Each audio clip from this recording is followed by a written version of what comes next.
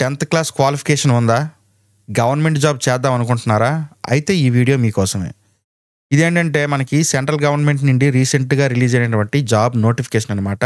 ఇందులో ఎటువంటి application fee ఉండదు, ఎగ్జామ్ ఉండదు, ఇంటర్వ్యూ ఉండదు. డైరెక్ట్గా మన 10th క్లాస్ సర్టిఫికేట్ చూసి క్వాలిఫికేషన్ బట్టి మెరిట్ చూసి సెలెక్ట్ చేస్తారనమాట. సో ఈ జాబ్స్కి ఎలా అప్లై చేయాలి, శాలరీ ఎంత ఉంటుంది, ఏజ్ లిమిట్ ఎంత ఉండాలి, మొత్తం అన్ని విషయాలు ఈ వీడియోలో క్లియర్గా చూద్దాం. వీడియో స్కిప్ చేయకుండా ఎండ్ వరకు చూడండి. సో దానికన్నా ముందు నాదొక చిన్న రిక్వెస్ట్ ఫ్రెండ్స్, వీడియోస్ అయితే అందరూ చూస్తున్నారు కానీ ఎవరు సబ్స్క్రైబ్ చేయట్లేదు.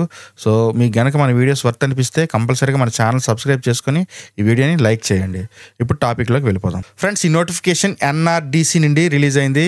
Ministry of science and technology, government of India అండర్లో పనిచేస్తున్నటువంటి ఈ సంస్థ నుండి మనకి నోటిఫికేషన్ అనేది రిలీజ్ చేయడం జరిగింది. సో మనకి ఇక్కడ జాబ్ గురించి చూసుకున్నట్లయితే NRDC is looking for qualified and enthusiastic persons on contractual basis with in initial tenure of 3 years. So మనకి 3 years కాంట్రాక్ట్ బేసిస్లోని ఈ జాబ్ ఉంటుందన్నమాట. ఆగండి, గాబరపడవద్దు, ఇంకా ఉంది. ఇక్కడ 3 years అంటే ఇక్కడ ఏం చెప్పారు చూడండి. ఇనిషియల్ టెన్యూర్ అంటే స్టార్టింగ్లో 3 years ఉంటుంది, ఆ తర్వాత దీన్ని పర్మనెంట్ చేసే అవకాశం ఉంటుంది. సో ఇది నేను చెప్పట్లేదు, నోటిఫికేషన్లో వాళ్ళే క్లియర్గా మెన్షన్ చేశారు. అది కూడా మీకు నేను చూపిస్తాను ప్రూఫ్. సో ఇదిగోండి ఇక్కడ చూడండి, పాయింట్ నెంబర్ D ఉంది కదా. సో ఇందులో మనకి క్లియర్గా ఏం చెప్పారంటే the incumbent engaged on contract will not have any claim, implicit or explicit for consideration of against any regular post in NRDC. So మీ పోస్ట్ని రెగ్యులర్ చేయాలని మీరు డైరెక్ట్గా NRDCని డిమాండ్ చేయడానికి లేదు. కానీ however the incumbent may be considered for regularization post completion of 3 years of service based on his or her performance and solely at the discretion of the management. So దీని అర్థం ఏంటంటే మీరైతే అడగడానికి లేదు, కానీ మేనేజ్మెంట్ మీ 3 years పెర్ఫార్మెన్స్ చూసి దాన్ని satisfy అయినట్లయితే మీకు దాన్ని రెగ్యులర్ చేసే అవకాశం ఉంది అని క్లియర్గా చెప్తున్నారు. సో ఇక్కడ మనకి ఈ జాబ్కి చాలా కాంపిటీషన్ కూడా తక్కువ ఉంటుంది, అది కూడా నేను ఎందుకో చెప్తాను వీడియోలోని. సో ఇక్కడ చూసారు కదా, మనకి 3 years అయితే రెగ్యులర్గా జాబ్ ఉంటుంది, అక్కడి నుంచి మనకి పర్మనెంట్ చేసే అవకాశం ఉంటుందని చెప్తున్నారు. ఖచ్చితంగా పర్మనెంట్ అయితే అవుతుంది. సో అది ఎలాగో చూడండి వీడియోలోని. అయితే ఈ జాబ్కి కాంపిటీషన్ ఎందుకు తక్కువ ఉంటుందంటే చాలా ఫ్యాక్టర్స్ ఉంటాయి, మీకే అర్థమవుతుంది ఈ నోటిఫికేషన్ మొత్తం చెప్పేసరికి.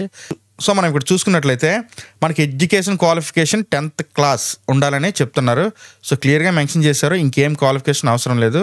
జాబ్ నేమ్ ఏంటి అంటే మల్టీ టాస్కింగ్ స్టాఫ్, జనరల్ కేటగిరీకి కేవలం ఒక్క పోస్టే ఉంది. సో ఒక్క పోస్టే ఉంది కదని చాలామంది వీడియోని స్కిప్ చేస్తారు, అప్లై చేయడం మానేస్తారు. కాబట్టి ఆల్మోస్ట్ అక్కడ కాంపిటీషన్ తగ్గిపోతుంది.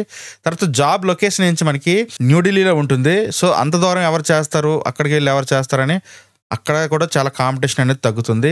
ఇంకా ఫైనల్గా ఏంటంటే మనకి 3 years experience in private or public sector and government department. So government డిపార్ట్మెంట్లో జాబ్ చేసే వాళ్ళు ఎలాగ రారు ఇక్కడికి.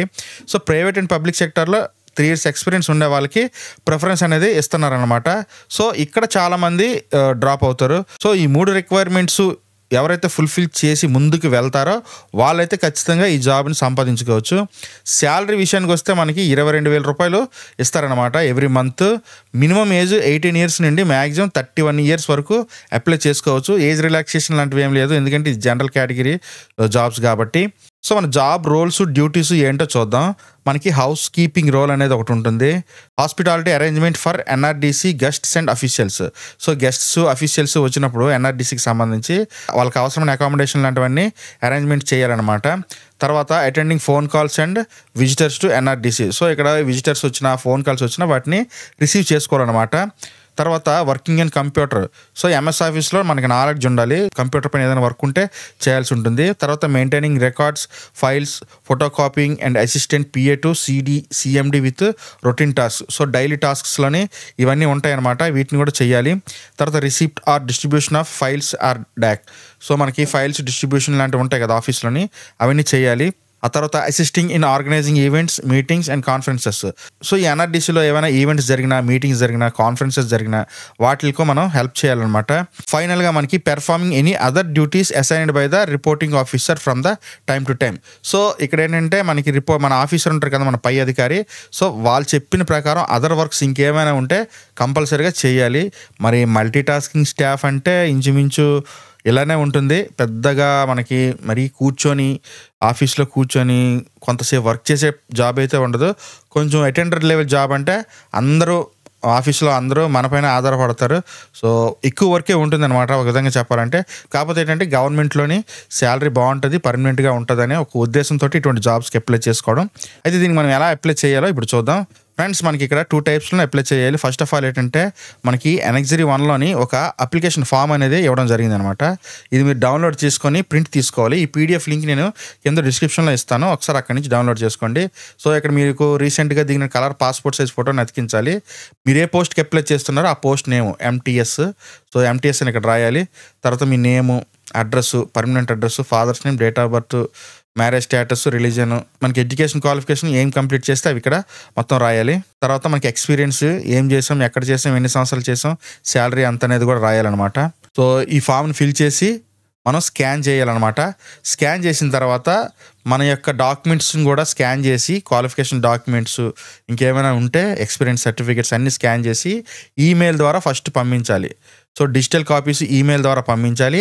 ఆ తర్వాత అప్లికేషన్ ఫామ్‌ని మిగిలినటువంటి అన్ని డాక్యుమెంట్స్‌ని ఇక్కడ పోస్ట్ ద్వారా ఎన్ఆర్‌డీసీ న్యూఢిల్లీకి చేరేటట్టు పంపించాలన్నమాట. అడ్రస్ ఇక్కడ క్లియర్‌గా ఇచ్చారు. మీరు ఈ పీడీఎఫ్ డౌన్లోడ్ చేసుకుంటే మీకు అంత డీటెయిల్స్ ఉంటాయి. The manager, NRDC 2022, Jamrudpur community centre, Kailash colony extension, New Delhi 110048. So, ఇది అడ్రస్ అనమాట. మనకి ఈ అప్లికేషన్ రిలీజ్ అయిన 21 డేస్‌లోనే మనకి పంపించాలి. సో, ఫ్రెండ్స్ చూసారు కదా, ఇది మనకి ఎన్ఆర్‌డీసీని రిలీజ్ అయినటువంటి multi tasking staff 10th class క్వాలిఫికేషన్తో నోటిఫికేషన్ అనమాట. అంతేకాకుండా మీరు ఏ డిస్ట్రిక్ట్ నుండి వీడియోని చూస్తున్నారో ఆ డిస్ట్రిక్ట్ నేమ్ కూడా కామెంట్ చేయండి. సో, దాని ప్రకారం కొన్ని పోస్టులు ఏమైనా రిలీజ్ అయితే వాటిపై ఎక్కువ ఫోకస్ పెట్టి వీడియోస్ చేస్తాం. ఓకేనా? Okay friends, thanks for watching. This is Shiva signing off.